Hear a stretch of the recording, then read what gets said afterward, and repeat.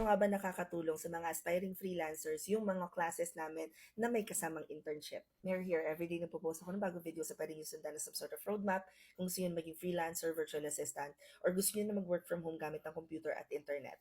And tinatanong dito ni Jomar, can I ask if advisable po ba ang paid online courses with internship? So imagine this, you'd be able to put into practice kung ano yung natutunan nyo, technical parts ng role or services na ino-offer ninyo.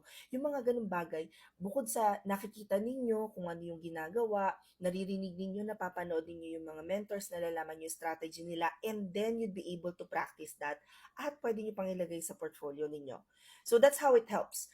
When I was starting out as a freelancer, one of the things that I wanted to make sure is that I'm able to answer yung questions such as how can I anticipate my client's business needs?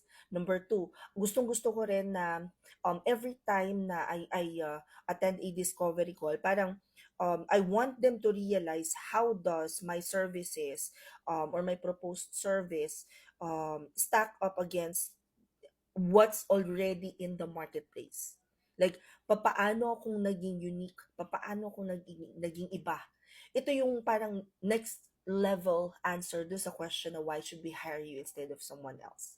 So if you guys want to parang learn how to do this, parang answer and clarify what's next, or if you really just wanted to learn how to do virtual assistants pero may konting talo, what I would recommend, and this is a skill set that you guys all need to learn, is to enroll sa aming technical writing class.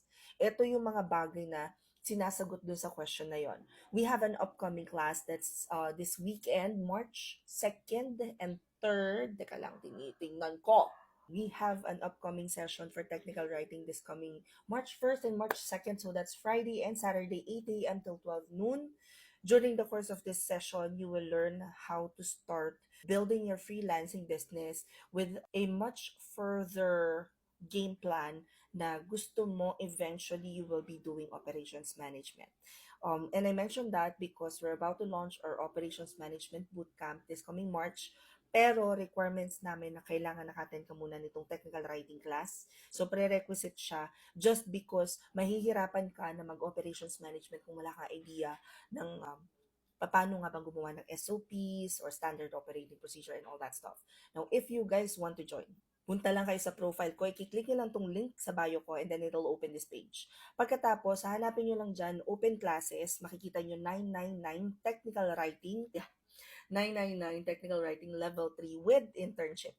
Pag clinic nyo yun, makikita nyo na yung mismong forming schedule ng classes. And guys, please take note that this is this coming Friday na. So magko-close na yung form for this coming Friday. Mag-enroll na kayo ngayon, 999 pesos lang yan. Promise may stretch yung brain cells ninyo ng fully. Anyway, hope this helps. Comment any questions you guys have about working from home. Follow for more work from home chismis. Bye!